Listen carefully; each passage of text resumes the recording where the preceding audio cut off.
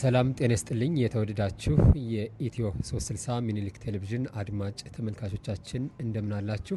በዚህ በአማራ ፋኖ በኩል የሚገኙ የተለያዩ የፋኖ አደረጃጀቶችን ወደ አንድ ለማምጣት በርካታ የሀገር ሽማግሌዎች፣ አማሮች እንዲሁም የሃይማኖት አባቶች ጭምር ከፍተኛ ጥረቶችን ሲያደርጉ ቆይተዋል። በተለይም በዚህ በሸዋ ጠቅላይ ግዛት በኩል የሚገኙ የተለያዩ የፋኖ አደረጃጀቶችን ወደ አንድ ለማምጣትና በአንድ አማራዊ መንፈስ እንዲታገሉ ለማድረግ ሲታገሉ የነበሩ ለማስማማት ብዙ ጥረቶችን ሲያደርጉ የነበሩ የሀገር ሽማግሌዎች አሉ። ከነሱ መካከል የሽማግሌዎች ልዑክ ቡድን ዋና ጸሐፊ ከነበሩት ከአቶ አሽኔ ዘውዱ ጋር አጭር ቆይታ አድርጋለሁ። አቶ አሽኔ በቅድሚያ ስለተገናኘን እጅግ በጣም አመሰግናለሁ። እኔም አመሰግናለሁ። መልካም። እስኪ በዚህ በሸዋ ጠቅላይ ግዛት በኩል የሚገኙ የፋኖ አደረጃጀቶችን ወደ አንድ ለማምጣት ከፍተኛ ጥረት ስታደርጉ እንደቆያችሁ ወደ 8 የሚደርሱ የልዑክ ቡድን አባላት ከነበሩት የሽማግሌዎች ቡድን መካከል አንደኛው እርስዎ ነበሩ። በዋና ጸሐፊነትም በርካታ ጉዳዮችን እያዩ እንደነበር ነው የነገሩኝ። እነዚህ የጽሁፍ ሰነዶችም በዋናነት የሽምግልና ሂደቶችን በምታደርጉባቸው ጊዜያት ከያዛችኋቸው የጽሁፍ ማስረጃዎች መካከል የሚጠቀሱ ናቸውና እርስዎ ደግሞ ዋና ጸሐፊም ስለነበሩ ብዙ የቃል ንግግሮችን፣ ስምምነቶችን ሁሉ ወደ ጽሁፍ ቀይሮ የማስቀመጥ እድሉ እንደነበሩት ይታወቃልና በአጠቃላይ በዚህ በሸዋ ጠቅላይ ግዛት በኩል የነበረውን የማሸማገል ሂደት እስኪ ባጭሩ ቢገልጹልኝ። እሺ፣ አመሰግናለሁ። ትክክል ነው እንደጠቀስከው። በተለይ ሸዋ ጠቅላይ ግዛት እዝ በአርበኛ መከታው ማሞ የሚመራ ነው። በነገራችን ላይ አሁን የሸዋ እዝ በአርበኛ አሰግድ በኩል የሚመራው ከሸዋ ጠቅላይ ግዛት እዝ የተገነጠለ ነው። ቀደም ሲል የነበረው እንደምናውቀውም እንቅስቃሴውም ሲያደርግ የነበረው በሸዋ ጠቅላይ ግዛት እዙ ሳይመሰረት በአርበኛ መከታው ማሞ ስር ሆኖ የተለያየ ሀሳቦችና እንትኖች እንዲሰራ መድቦት ሲሰራ የነበረ ሰው እንደሆነ ሁላችንም እናውቃለን። እኛም እዚሁ አካባቢ ስለነበር እናውቀዋለን። ነገር ግን በኋላ ግን ወደ እዝ መስረታው ሲገባ አፈንግጦ በራሱ ጊዜ ማጀቴ ላይ ተቀምጦ አንድም እዝ መስርቻለሁ አለ። በዚህ ግጭት ሲነሳ እንዴት ከኔ አካል ወጥተህ እንዴት ወደ ሌላ ትሄዳለህ በሚል ሀሳብ ግጭት ሲነሳ እኛ ሽማግሌዎች የአማራ ትግል ሰቆቃና ስቃይ ሊቆም የሚቻለው በአፈሙዝና በጡንቻ ብቻ ነው በሚል ወደ አንድ መውጣት አለባችሁ በሚል ከ78 በላይ የሀገር ሽማግሌዎች ከመራቤቴ፣ ከጣምባበር፣ ከቀወት፣ ከኤፍራታ እዚሁ ከአንጾኪያ ገምዛና ከሸዋሮቢት ከተማ አስተዳደር በመውጣጣት 78 ሽማግሌዎች በአጣዬ በላይ በርግቢ የምትባላለች በርግቢ አካባቢ ተሰባስበን 12 ቅድመ ሁኔታዎች ከሁለቱ ማለት ነው ከኮሬን አሰግድ 6 ከአርበኛ መከታው 6 ቀርበው በእነሱ ላይ ውይይት አድርገን በሰፊው ተወያይተናል። ስንወያይ ያስቀመጥናቸው ቅድመ ሁኔታዎች በስተዋል መቀናት አለባቸው ብለን ወደ 6 አወረናቸዋል። 6ቱን ቅድመ ሁኔታዎች ለሁለቱም የእዝ አመራሮች ቁጭ አድርገን አንብበንላቸዋል። ካነበብን በኋላ ያው የተስማሙበት ነገር ምንድነው? አርበኛ መከታው በእኛ በኩል የተቀመጡትን ቅድመ ሁኔታዎች እንቀበላቸዋለን ያለው። አሰግድ ግን የእናንተን ኮተት ወዲያ ጣሉ። ራሱ ያስቀመጣቸውን ቅድመ ሁኔታዎች እኮ አልተቀበላቸውም በወቅቱ። ስለዚህ በዚያን ጊዜ ከየደብሩ 5 የቤተ ክርስቲያን የሃይማኖት አባቶች እና 5 በተለይ በአጼ ምኒልክ ጊዜ ከሀብርና ሌሎች ድጋፎች ጋር የተደረጉ የበርግቢ ቅዱስ ጊዮርጊስ ቤተ ክርስቲያን ከጽላቱ ጋር የሚወጣ መስቀል ተገኝቷል በእለቱ ማለት ነው። ስለዚህ ይሄ መስቀል አራዳ ጊዮርጊስ የሚባለው የበርግቢው አዲስ አበባ ሳይሆን የአራዳ ጊዮርጊስን መሳይ ሆኖ ጣሊያንን ያንበረከከ ጣሊያንን እየተዋጋ ጣሊያንም ሊያስኬዳት ባለማቸው በአየር 2 ጊዜ ተመቷል ራሱ በታቦቱ ማለት ነው። ምስክርነቱንም እዛው ሰጥተዋል እነሱ ሃይማኖት አባቶቹ። ስለዚህ ይሄ ድል ያደረገ እኛን ደግሞ አንድ ሊያደርገን ይገባል በማለት የአምስቱ ቤተክርስቲያን ልብሰ ተክኖ ወይም ካህናት ተክኖ መስቀል ወጥቶ በዚህ መስቀል ቁጭ ብለን በባካችሁ ብሎ የሃይማኖት አባቶች መክረን ዘክረን እነ አርበኛ መከታው 6ቱንም የቅድመ ሁኔታ ተቀብለዋል። 3 ከነሱ የቀረው 3 ከሱ ነው። የሱንም ቅድመ ሁኔታ ተቀብለው ሽማግሌ ያለውን ሁሉ እንወስዳለን ያሉት። ነገር ግን እሱ ራሱ ያስቀመጣቸው ቅድመ ሁኔታ አልተቀበለም። ነገር ግን እኛ ሽማግሌዎች አንድ ሆነን በፊት በህወሓት ጦርነት ከፍተኛ ጉዳትና ሰቆቃ በተለይ ከወልዶ ጀምሮ እስከ ደብረ ሲና ድረስ ሲደርስ ከ560 ቢሊዮን ዶላር በላይ ንብረት ወድሞብናል። የሰው ህይወት ጠፍቷል።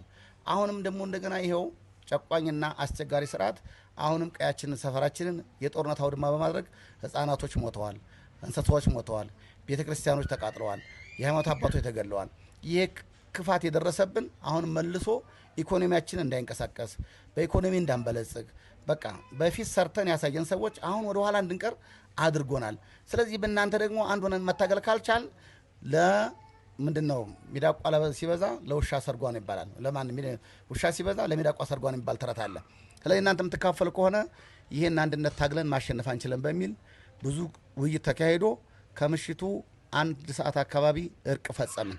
ማለትም የካቲት 18 ቀን ማለት ነው 18 ቀን 2016 ዓ.ም ከበኋላ ምን ያስፈልጋል? የእዝ መስረታ ነው። የእዙን መስረታ ለመመስረት መቼ ተቀጠረ? የካቲት 21 ቀን እዛው ተቀጠረ። እዛው እኛም ሽማግሌዎች ሳንሄድ እነ አርበኛ መከታውም ሳይሄዱ የሃይማኖት አባቶችም ይሄንን ነገር የሚያፈርስ ካለ ውግዝ ከማሪው አድርገው አውግዘዋል። ማለትም ይሄንን ሽምግልና ተሸማግለናል፣ አስታርቀናል፣ እርቁ አልቋል። እዙ ወደ አንድ መምጣት ያኛው የሁለት እዝ የሚለው ቀርቶ ወደ አንድ እዝ መጥተው እዙን እንዲመሰርቱ የሃይማኖት አባቶች በቃል አግደዋል፣ ውግዝ አድርገዋል። ውግዙን እኛም ሽማግሌዎች ተቀብለናል። ከዚህ በኋላ ምንድነው ያችን 21 ድረስ እኛም በዚያ በበርግቢ አካባቢ ወደ መጥቆሪያ የምትባል አካባቢ ላይ ከሰራዊቱ ጋር ተቀላቅለን እዛው ስንተኛ ከረም ማለት ነው። በ21 እንደደረሰ ሲደወል አልመጡም፣ ሲደወል አልመጡም፣ ሲደወል አልመጡም። ምንድነው ችግሩ ያልመጣችሁበት ተብሎ ሲጠየቅ የነ አርበኛ አሰግድ መኮንን በኩል ያሉት ሽማግሌዎችና እና አርበኛ አሰግድ ጦርነት አለብኝ ከመከላከያ ጦርነት እያረኩ ነው አልመጣም ብሎ አሻፈረኝ ብሎ ቀረ። ስናጣራ ግን ምንም አይነት ጦርነት እንዳልነበር አረጋግጠናል። ይሄ አንዱ ክደት ነው። ሁለተኛ እኛ ሽማግሌዎች እዚያው ቁጭ ብለን ውይይት ጀመርን። ምን ማድረግ አለብን ብለን እዚያው ማጀቴ ሄደን ይሄን የጀመርነውን እርቅ እዙን ወደ አንድ ማምጣት ስለሚጠበቅብን ነገ እንመጣለን ብለን ተወያየን። ከተወያየን በኋላ ለሽማግሌዎችና ለነ አሰግድ መኮንን ጥሪውን አስተላለፍን። በቃ እሺ ከምትመጡ መካከል መንገድ ላይ እንገናኝ ተባለ። አይ እኛ እዛው ድረስ የምንገባው ባካችሁ በኃያሉ እግዚአብሔር ስም በባንዲራው አምላክ በአማራ ሞትና ስቃይ በሚደርስብን መከራ እባካችሁ ብለን ስንላቸው እሺ ብለው ቃል ተግባባን። በ22 የካቲት 22 2016 ዓ.ም ጠዋት ተነስተልን ስንል ኦነግ ሸኔ ጦርነት አለብኝ በሚል ሰበብ አሁንም አንድነቱ እንዳይመጣ ችግር ፈጥሮብናል። ከዛ በኋላ እኛ አሁንም ሽማግሌዎች ሰብሰብ ብለን ውይይት ጀመር። ውይይታችን ምንድን ነበር? ይሄ አንድነት እንዳይመጣ እንቅፋት እየፈጠረ ያለው በግልጽ እያሳወቀ ስለሆነ ምን ማድረግ አለብን ብለን መግለጫ ወጣን። መግለጫ ወጣ ነው የመጀመሪያው ለማጀቴ ህዝብና ነዋሪዋ፣ ሁለተኛ በስሩ ለሚገናኝ ሰራዊት መግለጫችን ምንድና አጠቃላይ ለሰሜን ሸዋ ህዝብና በአጠቃላይ ደግሞ እንደ አማራ ክልል ለአራቱ ለሁሉም ለጎጃምም ይሄን ትግሉ ለሚደግፉ በውጭም ያሉ ትውልደ ኢትዮጵያንና በዲያስፖራ የሚገኙ ማንኛውም አካል አጠቃላይ ለኢትዮጵያ ጥሪ አስተላልፈናል። ይሄ ሰው የአንድነት መጥቶ ትግሉ እንዳይፋጠን እንቅፋት ስለሆነብን አጠቃላይ ማጀቴ ህዝብና ሰራዊቱ ተጽዕኖ እንዲያሳርፍበትና ወደኛ እንዲመጣ የሚል መግለጫ ወጣን። ያን መግለጫ አጠናቀቅን በኋላ ወደየ አካባቢያችን ከ10 ቀን በኋላ ወደየ አካባቢያችን ተመለስን። በዚህ መካከል ያን መግለጫ መምህር ዘመርኩን በቀለ አየው። አይ ይሄ መግለጫ መውጣት የለበትም፣ አጠቃላይ ማህበረሰቡ መስማት የለበትም፣ እኔ ጉዳዩን እንደገና ያዋለሁ በማለት ዘመርኩን በቀለ ከአንድ ወር በላይ ውይይት አካሄዶ ከአርበኛ አሰግድ በኩል የተወሰነ ሽማግሌ ተመረጠ። ከአርበኛ መከታው ማሞ በኩል ደግሞ የተወሰነ ሽማግሌ ተመረጠ። በዚህ ሽምግልና ሂደት በቀጥታ በኮል ኮንፈረንስ ውይይት ጀመር። ስንጀምር የተነሳው ሀሳብ ዘመድኩን ምንድነው እዚህ ላይ ሽማግሌ ነው ወይስ እንደ ሚዲያ ሰው ነው ይሄን መግለጫ ነው? እኛ ይሄ ሚዲያ እንደ ማንኛውም ሚዲያ አንቂ ማንኛውም አካል እንዲያውቀው የለፋንበትና የጣርንበት ውጤት በዚህ ልክ እንዲጨነግፍ በማድረጉ እንዲወገዝልን ወይም ደግሞ የዜጎቻችን ሞትና ስቃይ እንዲያቆም ቢያንስ ማህበረሰቡ ይህን ትግል የሚደግፉ ሁሉ ጫና አድርጎ ወደ አንድ እንዲመጣ የሚል መግለጫ ይፋ እንዲደረግልን ነበረ። ይሄ ይፋ አይደረግም ብሎ ራሱ ይህን ሽምግልና ራስ ያስታርቃል በራሱ ነው የገባው እንጂ ማንም አልመረጠውም። ይህን የሚያግዝ ከሆነ ጥሩ ነው ብለን እኛም ተቀብለን በሚዲያ በስልክ ኮል ኮንፈረንስ ውይይት ጀመርን። ስንወያይ የነበሩ ሽማግሌዎች ባሰግድ በኩል በአርበኛ መከታው በኩል ያለ ነው አንደኛ አቶ ማሞ ማስረሻ፣ ሁለተኛ አቶ አመሜ ጣሰው፣ ማለት ምንድነው? እያንዳንዱ የሽማግሌ ሐሳብ ሁሉ አለ።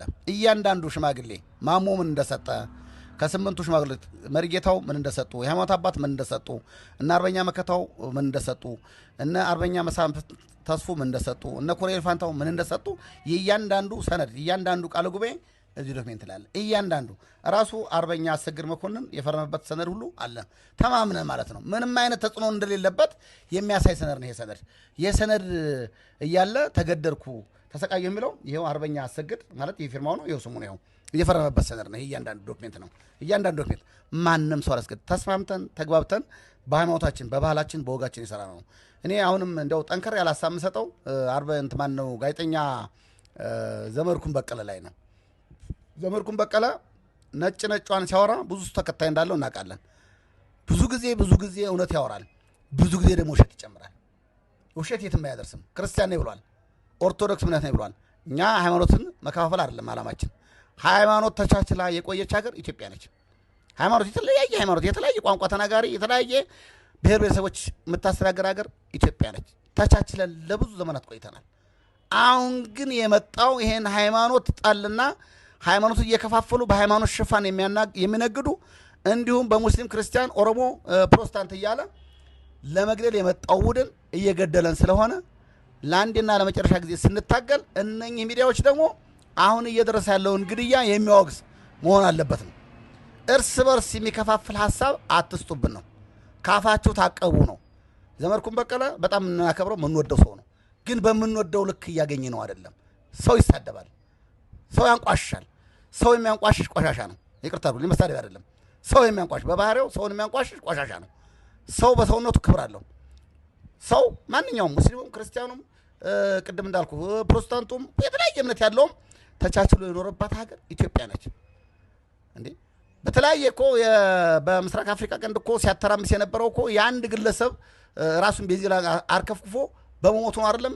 ዓለምን በአረብ ምድር በኩል ያለው ተቀጣጥሎ ሳት ሆኖ መንግስት ሲገለብጥ የነበረው እኛ ደግሞ አማራ በመሆናችን ብቻ እየተገደልን የሁሉ መከራ እየደረሰብን እናት ከሆዷ ጽንስ እየወጣ እየተጣለባት ቤቱ እየፈረሰበት እናቶች ከጉያቸው ጅብ ልጆቻቸውን እየበሉባቸው ይሄ እኮ ነው ያስነሳንኝ። አሁን ይሄ ተነስቶ ደግሞ ወደዚህ ትግል ሲገባ ይህንን ትግል ለማንኳሰስ ትግል ለመጥለፍ የሚያደርጉትን እነ ዘመድኩን በቀለ ሩጫ አማራ ውስጥ ገብተው መከፋፈል በፍጹም አይችሉም። እኛም አንሰማቸውም። ግን እውነቱ አንድ ቀን ስለሚመጣ ከእውነቱ ይረዳሉ ብዬ አስባለሁ። ግን ቢያርፉ እና ቢጠነቀቁ ጥሩ ነው። አይ ፎቶ ይዘቀዝቃሉ። እኔ አርበኛ እስክንድር እኮ መኖር ይችላል እንደ ማንኛውም ሰው። እሺ እኔ በአካልም አይቼዋለሁ። በተደጋጋሚ እዛ በረሃም ስንሄድ አግኝቼዋለሁ። ከሰል መስሎ እየተንቀሳቀሰ ያለው ለአማራ ሕዝብ ነው። በእውቀቱም የተሻለ ነው፣ በአስተሳሰቡም የተሻለ ነው። መጻፍ ይችላል፣ መናገር ይችላል፣ ማደራጅ ይችላል። ስለሚያደራጅ አሁን እኛ የሰልጣን ሽኩቻ አይደለም የምንፈልገው። ይህ ሰውዬ የገባበት ዓላማ ለምንድን ነው የሚለውን ማሰብ ይጠበቅብናል። አሜሪካ መኖር ይችላል፣ ውጭ መኖር ይችላል፣ ምሁር ነው፣ መጻፍ ይችላል፣ ማደራጅ ይችላል፣ የጻፈው መሸጥ ይችላል። ነገር ግን አማራ የደረሰበት ጉዳይ ስላንገበገብ ነው። ባልደራስም አለው የተለያየ ፓርቲ ሰየሞ ቢንቀሳቀስም አገራችን ውስጥ ያለው ህገ መንግስት ጨቋኝና ገዳይ በመሆኑ በፖለቲካ እንቅስቃሴ ለውጥ እንደማይመጣ አውቆት የትግል አፈሙስ ብቻ እንደሚያዋጣ አምኖ ጡንቻና መሳሪያ እንደሚያዋጣ አምኖ ጫካ ገባ። ጫካ በመግባቱ ከሰል መስሏል። እኔ አይቼዋለሁ። 9 ሰዓት አካባቢ ነው አንድ የብስኩት ጫፍ ቆርጥሞ የሚያድረው። ይህን ቆርጥሞ በልቶ በማደሩ ብቻ ሌላ ስም የሚሰጠው ሆዳም ባንዳ ነው። የአማራ ሞት እና ስቃይ እንዲራዘም የሚፈልግ ኃይል እንዳለ አረጋግጫለሁ። ስለዚህ ወንድማችን ምንኮራበትና እኔ ራሱን በያን አልቅሻለሁ። እኔ ፊቴ ወዛ አለው፣ የእሱ ግን ወዝ የለውም፣ ጠቁሯል፣ ከሰል መስሏል። ከሰል ማለት ከእንጨት አሮ ሁለተኛ ሰዓት አገልግሎት የሚሰጥ ነው። እሱም እንደዚያ ነው የሆነው። ስለዚህ ለዚህ ሰውዬ ክብር ልንጨነቅ ይገባል። ፎቶውን ያቃጥላሉ፣ ፎቶውን ይዘቀዝቃሉ። በፋኖ ስም ተደራጅቶ የፋኖን እንቅስቃሴ ለማኮሰስ በሌብነት ተግባር ተሰማራችሁ። እባካችሁ ወንድሞቻችን አይጥቅማችሁምና ወደ አንድ ሆነን ይህን አስቀያሚና ገዳይ የሆነ ስርዓት ለአንድና ለመጨረሻ ጊዜ የምናሰናብትበት አቋም እንፍጠር ነው። ያ ካልሆነ ግን እስክንድር ማለት ጀግና ነው። ጀግንነቱን ያረጋገጠው ደግሞ ወንዝ ለወንዝ ወጥቶ ዳገት ቁልቁሎት ወርዶ እየታገለ ያለ ነው። ስለዚህ አፋችሁን ከምከፍቱ እንደ እስክንድር ገብታችሁ ታገሉ። እንደ እስክንድር ጀግና ነው። እስክንድር ጀግናን መሳደብና ማዋረድ አይቻልም። ምናልባት አንድ ወቅት ላይ ታግታላችሁ። መሪ ነው፣ በዲፕሎማሲ መምራት የሚችል ነው፣ ማስተባበር የሚችል ሰው ነው። የሚያስተባብርን ሰው ዛሬ ለስልጣን ተብሎ ባንሻኮት እኛ አሁን ስልጣን አይደለም የህልውናችን ጉዳይ ነው እያታገለ ያለው የመኖራችን ጉዳይ ነው። እንዳንኖር ስለተፈቀደብን ነው፣ እንድንገደል ስለተፈቀደ ነው። ስለዚህ ይህን ትግል ስለመራ ተብሎ እንደው እርስ በርስ ባናራገበው፣ እንደው እርስ በርስ የምናራገበው ሰዎች ካለን ሰከን እንበልና አሁን የስልጣን አይደለም ችግሩ። ስልጣን 4 ኪሎ ሲገባ ነው። ሰውም አይሳቅብን። በተለይ እውቀት ያለን ሰዎች ሞር ያለ ሰው እኔ እውቀት የለኝም አርሶ አደር ነኝ። ስለዚህ እውቀት ያለን ሰዎች ይሄንን ይዘን እኔ አንድ ምስኪኑ አርሶ አደር የማስተላልፈው መልክ ሰምታችሁ ሁላችሁም ተገንዘባችሁ የአማራን ሞትና ስቃይ እንግልትና ሰቆቃ ሊቆም የሚችል ስራ መስራት ይጠበቅብናልና ባንተቻች። እስክንድር ጀግና ነው። የእስክንድርን ያህል ታግተህ የምትታገል ካለ ግባ።